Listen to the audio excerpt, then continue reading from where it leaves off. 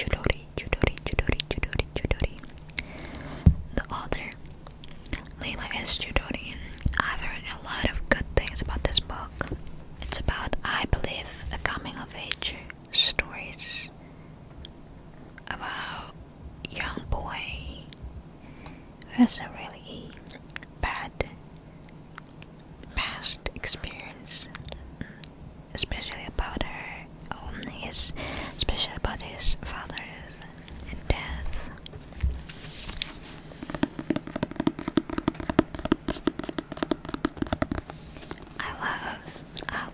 I love that the cover is red and black. It's my favorite color combination. They just look so powerful together.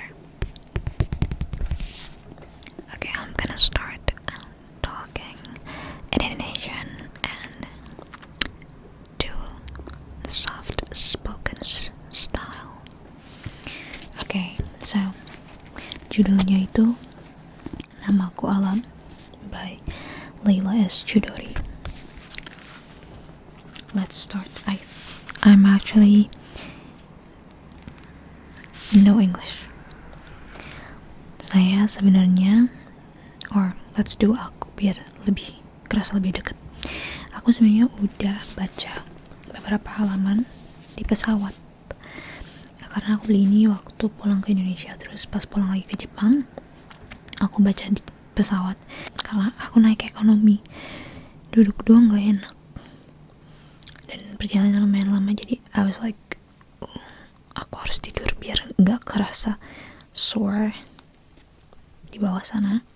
So yeah, I put this down dan tidak nge-pick it up lagi sampai sekarang gitu. Jadi mari kita baca. Kepada mereka yang percaya, bercerita adalah bagian dari perawatan jiwa. For those who believes that telling a story, to tell a story, is a part of soul care. Oh yes, I followed my books. Inilah yang kubayangkan detik-detik terakhir Bapak. 18 Mei 1970. Hari gelap, langit berwarna hitam dengan semburat garis ungu. Bulan bersembunyi di balik ranting pohon randu. Sekumpulan burung nasar bertengger di pagar kawat.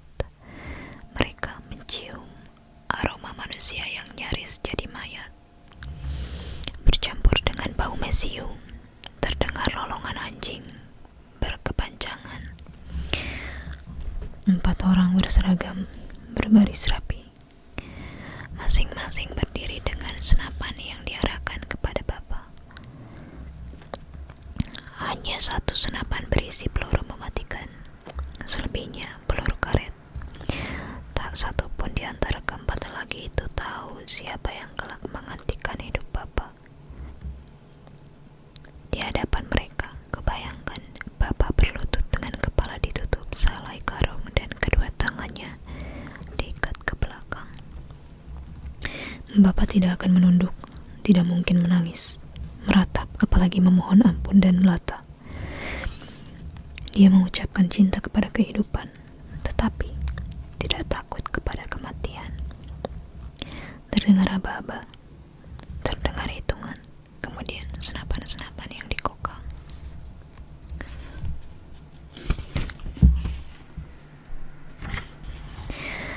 Tembakan pertama, tembakan kedua, tembakan ketiga, tembakan keempat, semua dengan serempak. Suara kepak sayap burung-burung nasar berterbangan dan anjing-anjing berhenti menyalak. Ranting randu berubah warna menjadi ungu. Bulan bergerak dari balik ranting. Bapak tergeletak sendiri, sunyi. Burung-burung nasar berputar-putar di langit, mendekati bau lezat darah. Perlahan warna merah kental itu mengepung jasad Bapak, membasahi tanah. That's so sad. Kuning jingga.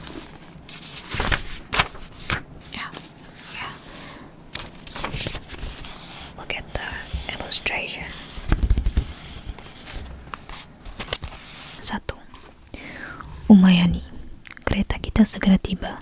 Di Jatinegara, kita akan berpisah. Cuita malam, Ismail Marzuki.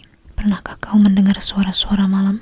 Ketika matahari bersembunyi, bumi ditutup kelambu hitam dan ujung daun dijilat cahaya bulan.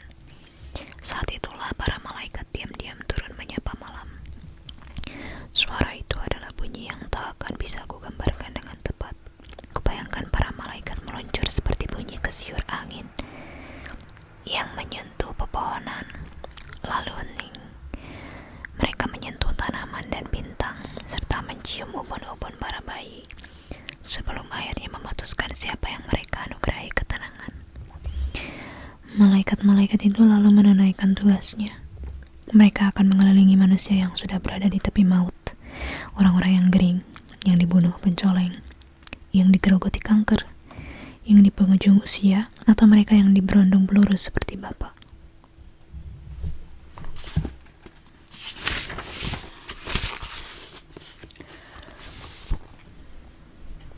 Aku ingin percaya sebelum Bapak ditembak, terdengar suara malam, siulan angin yang menandakan para malaikat turun dan mengelilinginya. Menanti ke titik terakhir, mereka meraih tangan Bapak untuk menemani ke dunia baru yang tak bernama. Sebuah jagat yang tak tersentuh atau tak terbayangkan oleh kita. Lengking siulan seperti inilah yang terdengar dari kereta api berwarna biru saat kendaraan panjang itu hendak meninggalkan stasiun Gambir. Meninggalkan Jakarta, kereta itu seolah mengantar Ibu Umayani kepada kebebasan. Sama seperti Bapak yang hidupnya diselesaikan oleh sebutir peluru pada suatu malam, maka kehidupan Ibu Uma sebagai guru juga dihentikan dengan paksa hanya karena sebuah warisan identitas. Mungkin sesungguhnya orang-orang seperti Bapakku dan Ibu Guru Uma dan jutaan orang Indonesia yang hilang atau dibunuh pada malam yang kelam akhirnya menuju sesuatu yang lebih abadi dan lebih merdeka. Mereka sudah berada di tempat yang bebas dari berbagai sebutan, kecaman, dan label yang mengurungnya dalam sebuah penjara nama, penjara identitas. Mereka terbebas dari perburuan, terbebas dari rasa takut. I myself feeling so sleepy.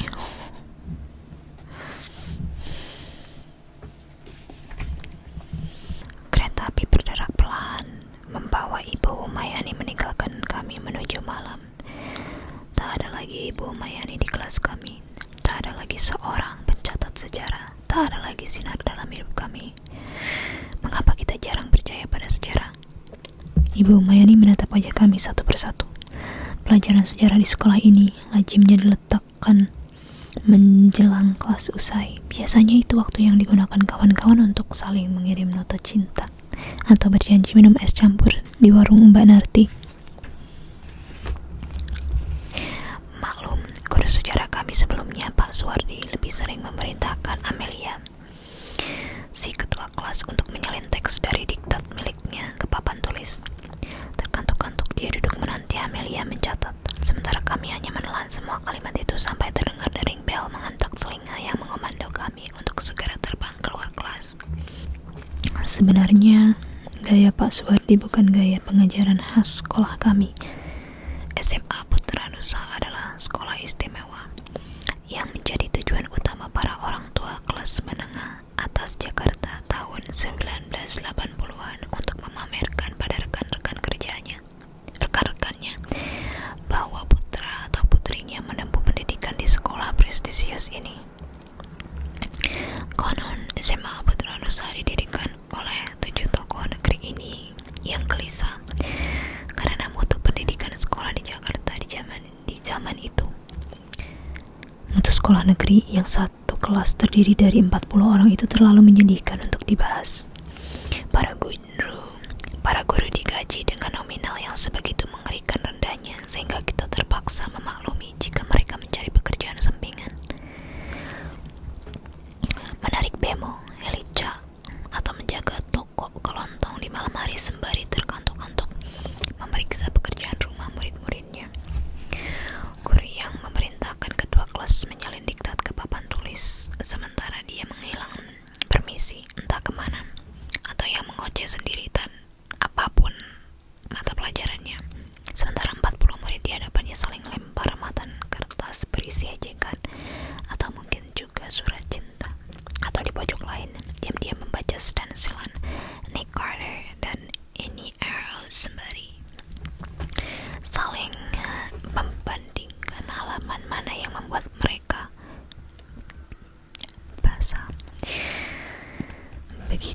Bel berbunyi.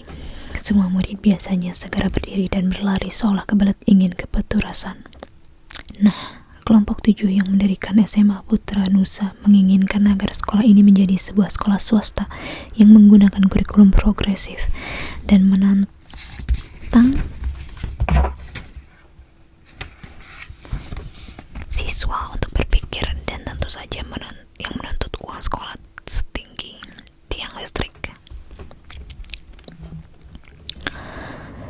Sebuah sekolah yang bercita-cita melahirkan murid-murid yang banyak bertanya, tidak pasif, tidak hanya pandai menghafal, yang berani mempertanyakan setiap teori, yang memiliki guru berpikiran luas, yang mengajarkan karya W.S. Rendra atau N. Hadini sepenuhnya agar murid belajar tentang tafsir teks, tidak hanya mengenal judul belaka yang mengajak siswa untuk memahami peristiwa fisika, misalnya tentang gravitasi, dengan mendiskusikan riwayat penemuan hukumnya, dan tidak sekadar menghafal rumus, yang percaya belajar bisa di luar kelas dan tak harus selalu di dalam ruang yang dikelilingi empat dinding dingin.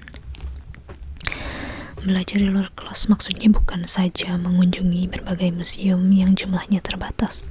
Bisa juga itu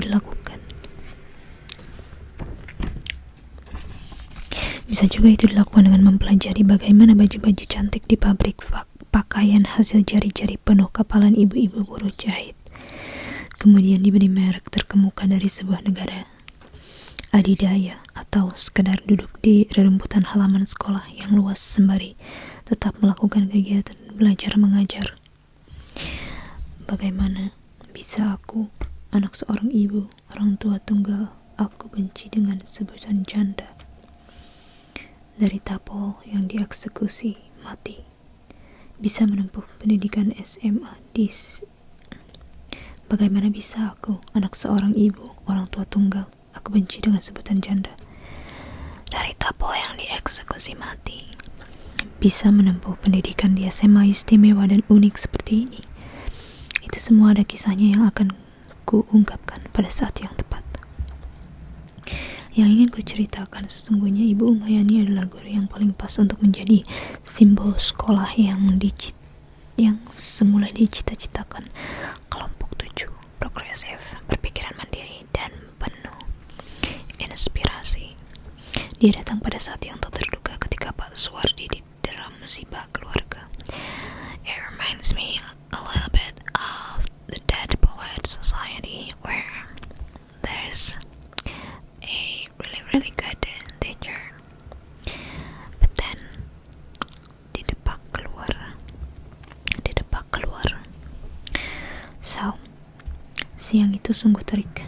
Pada jam pelajaran terakhir, kami mendengar Pak Suwardi absen karena ada sanak keluarganya yang wafat.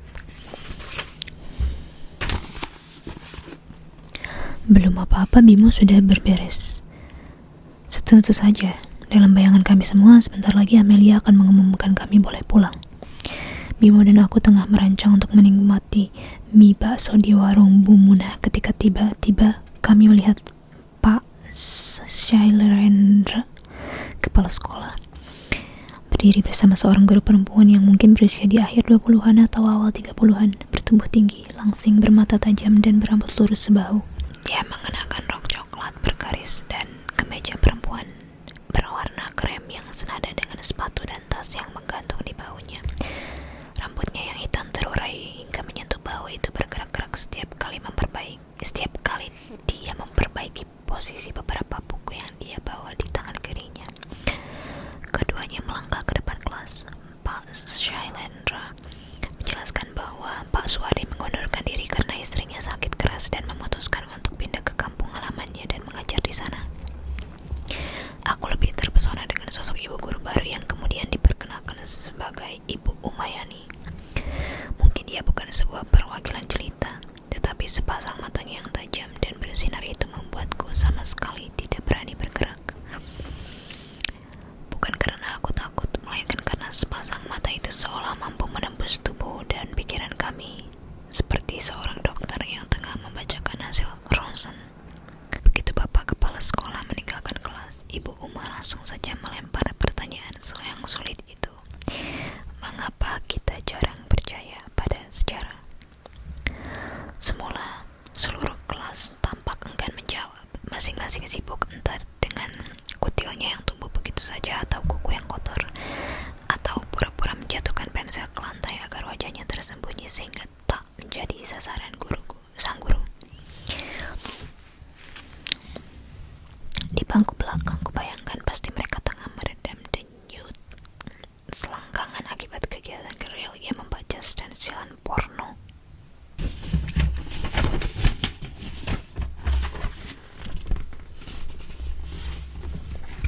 Tentu saja seperti kukisahkan tadi, kami bukan sekumpulan murid SMA dungu. Bahkan saat Iu Kenanga menyaksikan lomba debat antar SMA dan cepat tepat antar SMA di televisi, kakak sulungku yang rebel itu sungguh takjub menyaksikan cara murid-murid Putra Nusa berdiskusi.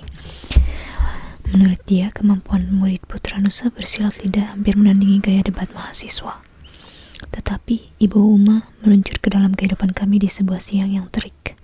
Kami tak siap untuk bersikap santun dan sudah terlanjur menginginkan semangkuk bakso dan segelas es teler. Ayo, bukankah ini SMA Terkemuka?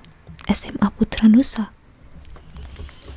Kelas masih hening, bukan karena tak ada yang bisa menjawab, melainkan karena aku yakin kami mengira sosok Ibu Uma yang saat itu berdiri di depan kelas melempar umpan kepada 25 murid SMA yang sudah siap berlari keluar untuk menyongsong kedahsyatan dan kekenyalan bakso yang berguling di dalam kuah panas disiram sambal botol sebanyak-banyaknya dan beberapa tetes cuka.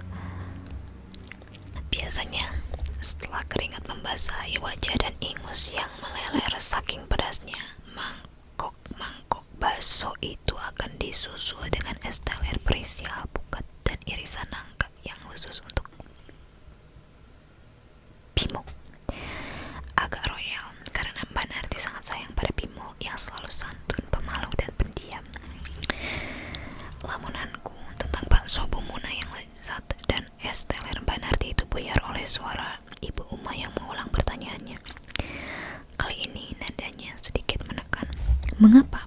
Ayo, ini pertanyaan sederhana, tidak ada jawaban yang salah. Yang ada hanyalah jawaban yang menarik atau kurang menarik. Ibu Uma mengembangkan senyum dan mendekat ke mejanya sambil membuka buku absensi. I hate this.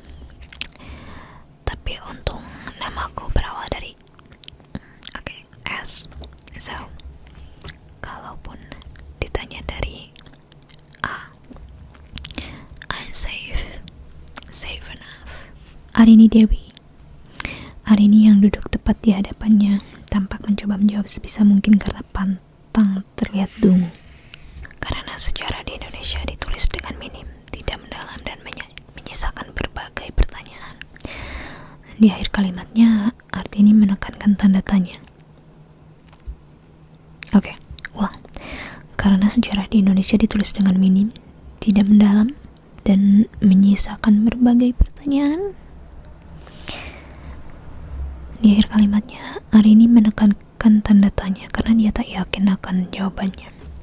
Ini cukup mengejutkan karena Arini Dewi adalah salah satu langganan di juara kelas yang belakangan bergantian denganku. Amelia, Kemal, dan Trimulya. Mungkin seperti kami semua, dia masih terpana dengan gaya Ibu Uma yang percaya diri. Menarik. Ada lagi? Kemal mengangkat tangan. Kemal. I don't know. Karena para sejarawan di Indonesia berlomba-lomba menulis dengan cara sangat membosankan yang hanya cocok dibaca oleh penderita insomnia. Funny. Sekelas geger oleh tawa yang heboh. Serentak, Ibu Uma tersenyum dan sama sekali tidak terlihat jengkel dengan jawaban Kemal yang tidak serius itu. Ya, mungkin itu bisa jadi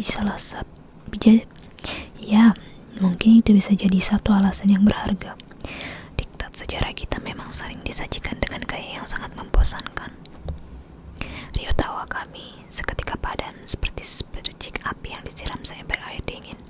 Ibu Uma tampak percaya diri bahwa dia akan bisa mengatasi kelas yang terdiri dari anak-anak muda sok tahu ini.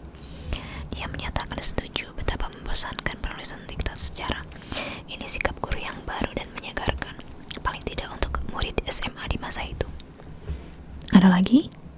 Ibu Uma melirik buku absensinya. Trimulya. Aduh, kenapa melompat ke huruf T yang bertetangga dengan S? Bukan saja hurufnya bertetangga, tapi Tri juga duduk satu baris denganku, sama seperti Bimu. Setiap kali berteori dia selalu melirik kepadaku meminta validasi.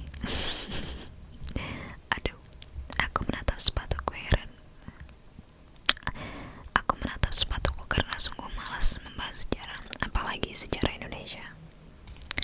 Problemnya adalah siapapun yang berkuasa saat itu akan menyeleksi, memilah-milah fakta-fakta dan peristiwa, dan tak jarang ada yang menghapus atau melebih-lebihkan fakta-fakta atau peran seseorang di dalam sebuah peristiwa.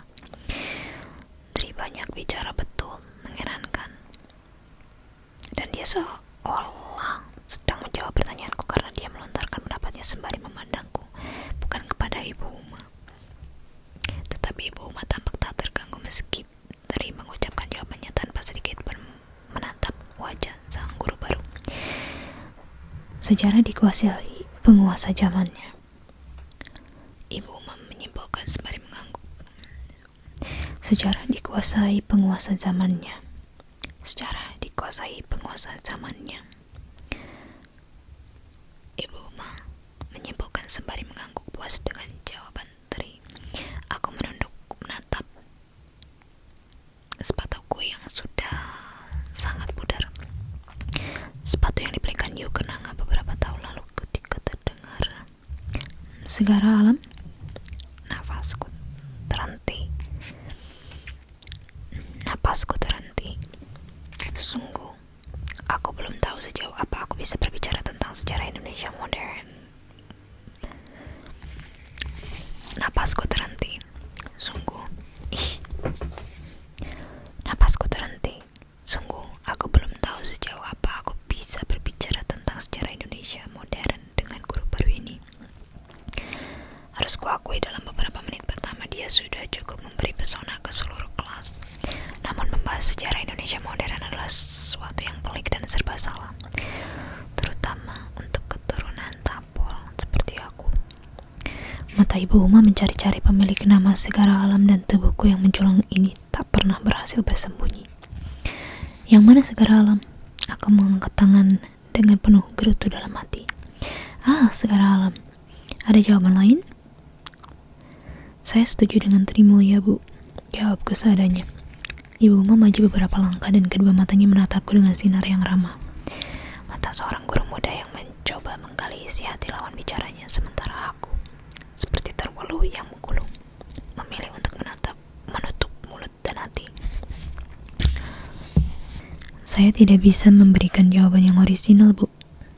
Jangan ragu mengeluarkan pertanyaan yang biasa-biasa saja. Saya juga sering menyatakan sesuatu yang tidak orisinal. Kita semua masih belajar. Kita semua adalah murid segara alam. Tetapi di dalam kelas ini saya adalah gurumu. Ayo. Kini aku merasa semua mata memandangku. Aku menghela napas. Gayanya berbicara persis seperti Yu Kenanga setiap kali dia menuntut jawaban dariku. Aku melihat di bangku depan sana Amelia, si ketua kelas bawel sahabatku itu sudah menggenggam pena dengan erat, siap mencatat apa saja yang meluncur dari mulut Ibu Uma. Arini Dewi, kawan sebangkunya, juga melotot memandang Ibu Uma. Tampaknya hanya dalam beberapa menit Amelia dan Arini sama-sama sudah menetapkan Ibu Uma sebagai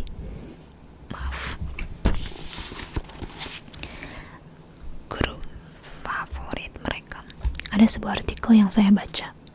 Mata Ibu Uma masih menatapku, menanti lanjutan kalimatku. Sementara aku sangat khawatir dia menganggap ucapanku bodoh atau klise atau membosankan. Artikel itu menyatakan pencatatan sejarah sebagai rangkaian fakta harus dimulai sebagai tradisi sebuah bangsa. Ibu Uma masih diam, sabar menunggu tanggapan buku selanjutnya.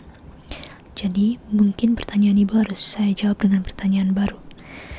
Apakah masyarakat Indonesia sudah memiliki tradisi mencatat sejarah? Ibu Uma tersenyum, matanya semakin bersinar dan dia membalikkan tubuhnya. Rambut yang menyentuh bahu itu ikut bergerak seperti gelombang saat dia melangkah menuju papan tulis. Dia menulis sebuah nama yang sama sekali tak asing bagiku.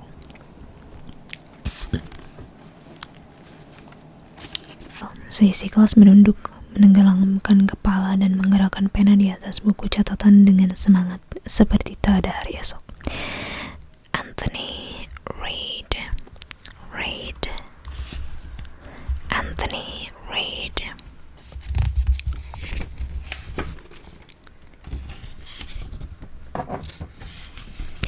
Nama ini ada di salah satu buku di rak Yukenanga, berupa kumpulan 20 makalah sejarah negara Asia Tenggara yang kebanyakan ditulis oleh sejarawan asing. Tentu saja harus dipahami, saat itu sejarawan Indonesia bagaikan siput yang hanya berani menggulung diri di dalam rumahnya dan tidak berani keluar menulis sejarah dengan baik, benar dan penuh daya kritis seperti yang diharapkan dari kaum akademisi. Di masa Orde Baru, sejarawan dan wartawan adalah dua profesi yang paling menyedihkan. Pilihannya menjilat kerak Orde Baru dan hidup aman sentosa, atau agak bandel dengan resiko ditangkap atau dibredel pemerintah.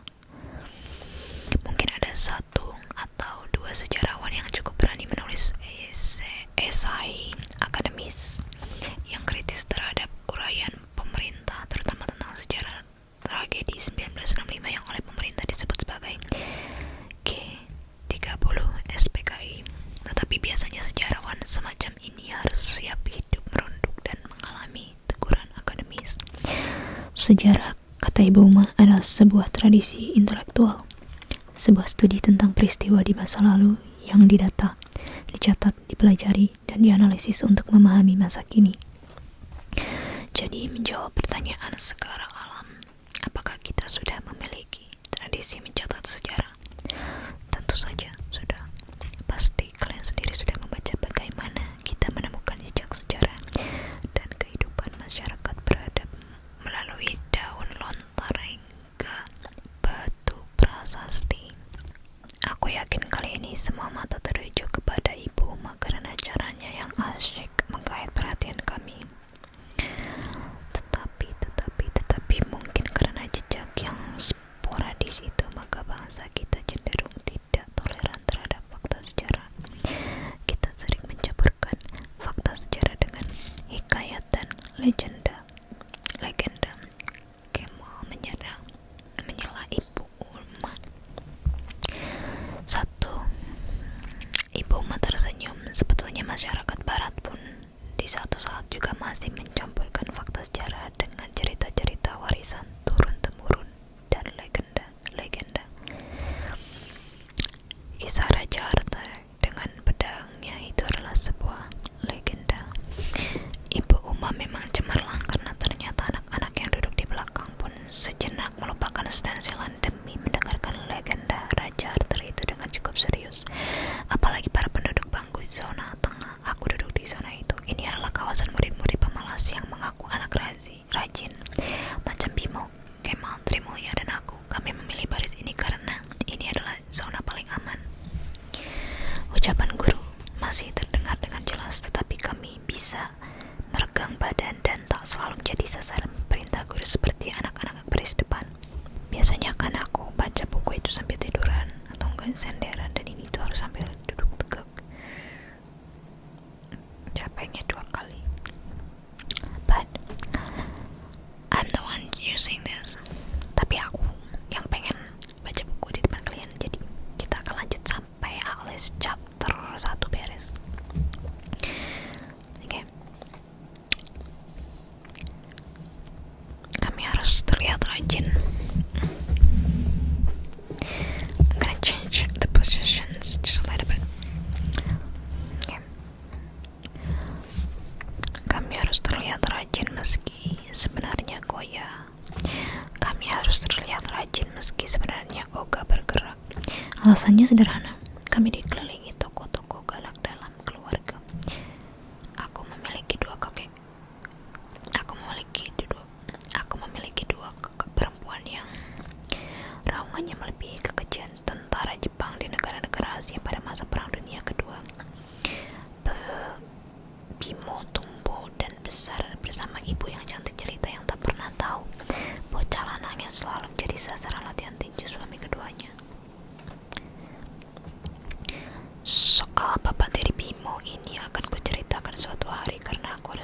kesehatan jiwaku. Lelaki macam Pak Prakosa, ayah dari Bimo, sungguh layak dilempar ke neraka lapisan terbawah. Sebegitunya. Oke, saya menunggu cerita tentang Bapak tiri si Bimo. Nah, para penduduk wilayah baris depan adalah mereka yang mencatat apa saja yang mengalir dari mulut guru, termasuk titik, koma, dan lud. Itu adalah barisan terkemuka. Selalu jadi kesayangan guru, selalu mempunyai catatan rapi bersih yang bukunya diberi garis pada pinggir kiri, halaman dan sana sini dihias dengan stiker Little Twin Star dan Snoopy dengan alasan agar semangat belajar. Aku berani bertaruh tanpa stiker pun anak-anak penghuni bangku depan itu selalu belajar 23 jam dalam sehari dengan rasa bahagia. Ketua RT barisan depan adalah Amelia, si ketua kelas yang sama galaknya dengan Yu Genangan. Amelia karena sejarah keluarganya kelak menjadi bagian dari kami, para penguasa zona tengah, dalam kelompok belajar mingguan yang diwajibkan sekolah. Kelompok ini kemudian berkembang menjadi sebuah kelompok ekstrakurikuler yang juga akan kuceritakan, karena kelompok inilah yang kelak menentukan sikapku terhadap sejarah Indonesia. Wakil ketua kelas kami yang duduk di sebelah Amelia adalah Arini Dewi, yang ransel sekolahnya berisi semua buku mata pelajaran hingga baunya sering encok dan terkadang terlihat turun sebelah. Namun sepasang bahu itu selalu sama-sama naik tegap dan tegang setiap kali ibu atau bapak guru di depan memberikan tugas. Sekolah jika luput mendengar titah guru, maka masa depan pemiliknya hancur berantakan. Seolah jika luput mendengar titah guru, maka masa depan pemiliknya hancur berantakan. Seperti sekarang, tiba-tiba saja kedua bahu Arini Dewi naik. Dari tempatku duduk, aku bisa melihat dan merasakan ketegangannya. Dan aku baru menyadari ketika seluruh kelas mengeluh seperti puluhan sapi yang dihalau menuju ladang pembantaian. Tak perlu mengeluh, tegur suara Ibu Uma, mencoba meredam suara-suara protes yang berisik itu. Dengan bibir tetap tersenyum, dia berjalan menuju papan tulis. Apaan sih, Bim? Aku baru terbangun dari lamunanku. Bima menunjuk ke papan tulis. Ibu Uma tengah menulis. Peristiwa yang paling kuingat sepanjang hidupku. 1 halaman. Jika kalian ingin memahami sejarah dengan gairah, kalian harus memulai dengan sejarah dirimu, katanya sambil menatap ke arah Bimo dan aku. Kalian boleh memilih apa saja yang kalian ingat pertama kali diajak ke museum, atau pertama kali kalian jatuh cinta, atau sesuatu yang menakutkan kalian. Yang penting, peristiwa itu melekat di benak kalian. Saya ingin kalian memulai pemahaman sejarah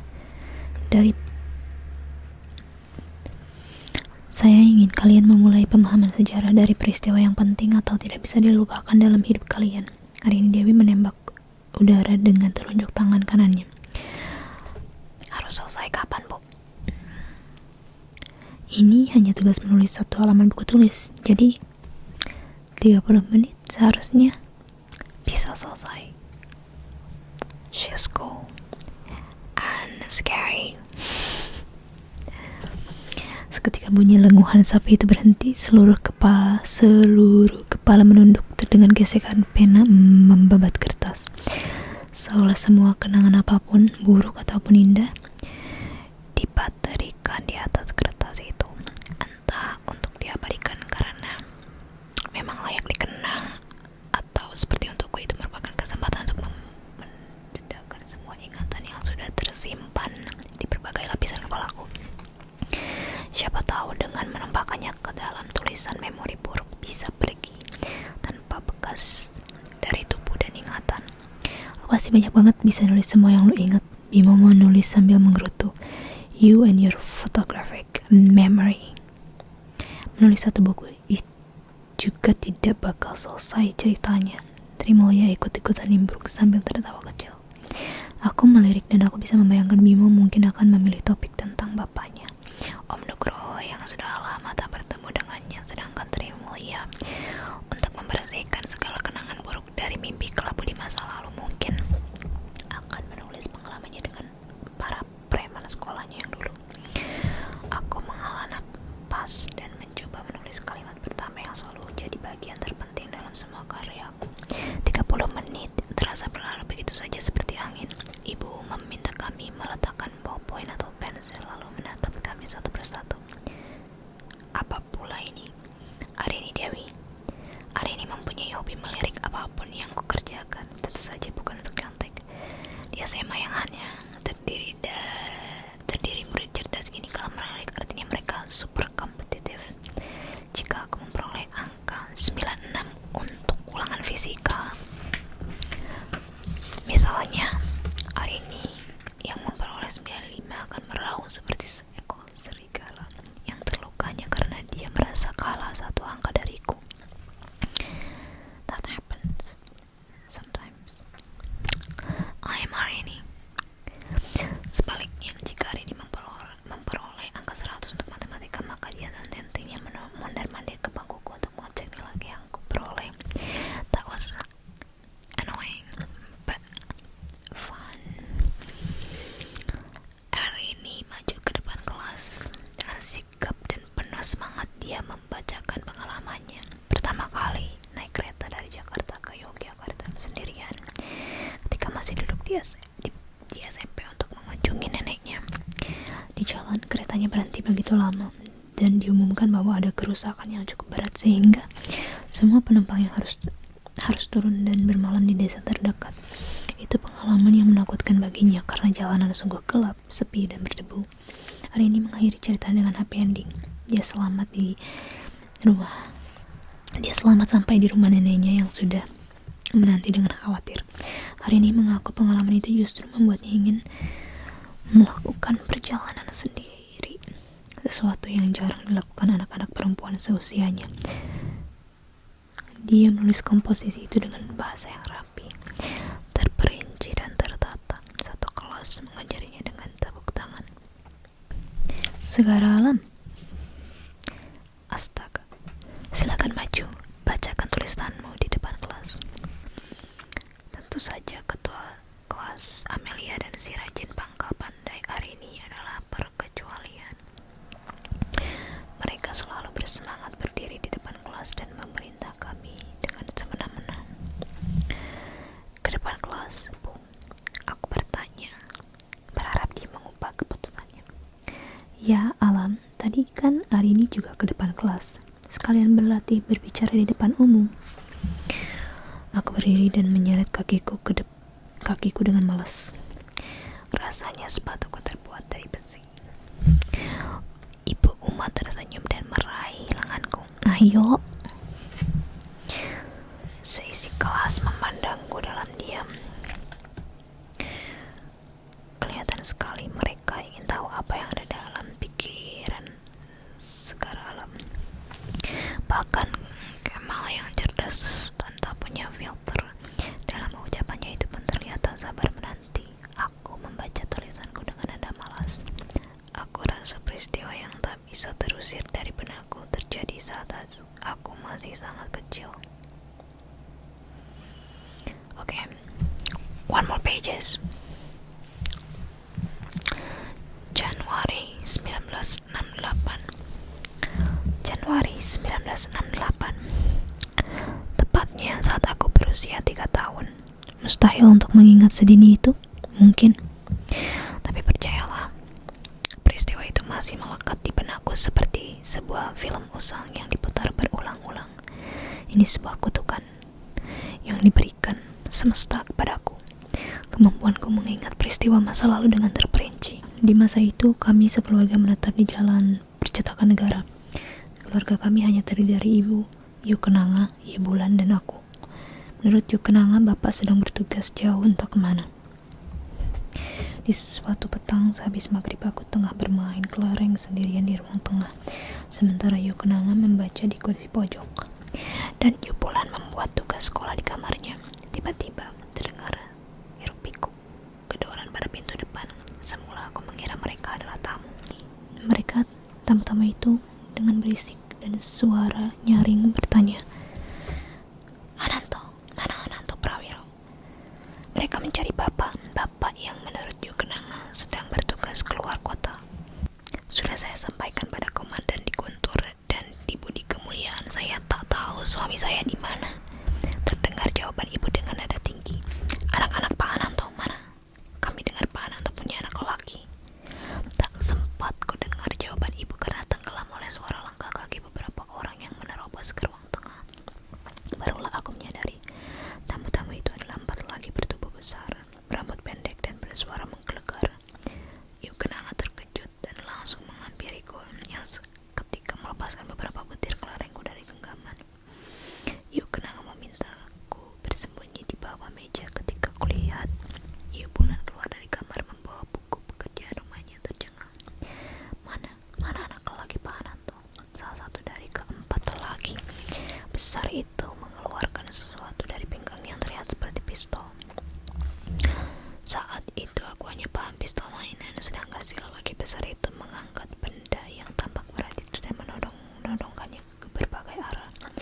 Lelaki itu tampak murka, dan yang aku ingat pistol hitam itu sama sekali tidak terlihat seperti pistol mainan.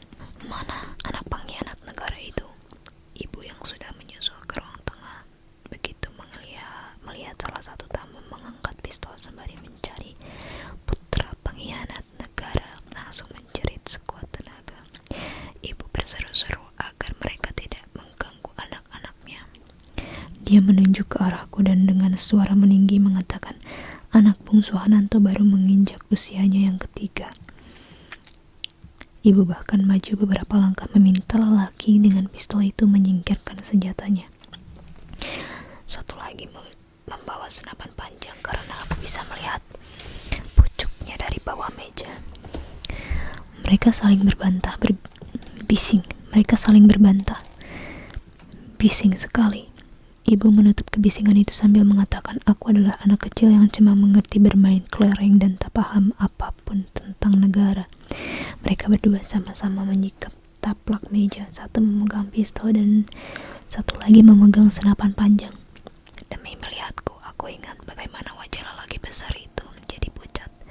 Dia tertegun menyadari aku tengah berjongkok bermain kelereng. Perlahan dengan tangan gemetar dia mengembalikan pistolnya ke sarung. Akhirnya mereka berlalu tanpa mengatakan apa-apa. Ibu masih terisak-isak menghampiri dan memelukku. Yu Kenanga dan Yu Bulan yang entah bagaimana. Aku menyadari bahwa seluruh tubuhku basah oleh keringat dan kencing. Gemetar dan dingin. Lantai sudah becek oleh kencing yang mengeluarkan bau pesing dan rasa takut. Hanya beberapa detik kemudian segalanya gelap. Itulah kali pertama aku berkenalan dengan kelam. Hidung aku sakit. Kalian tahu kan, ketika pengen nangis hidung suka kayak sting gitu. I wanna cry, but I don't wanna cry in front of you.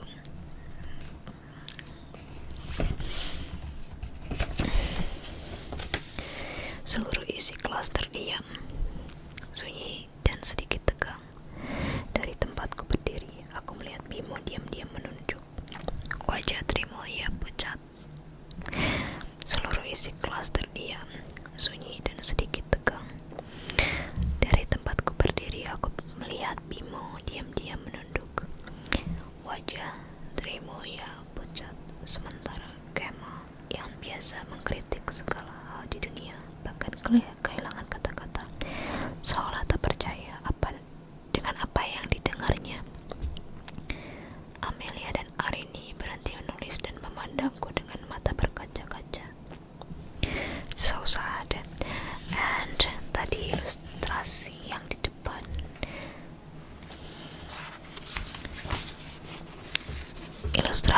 depan ini adalah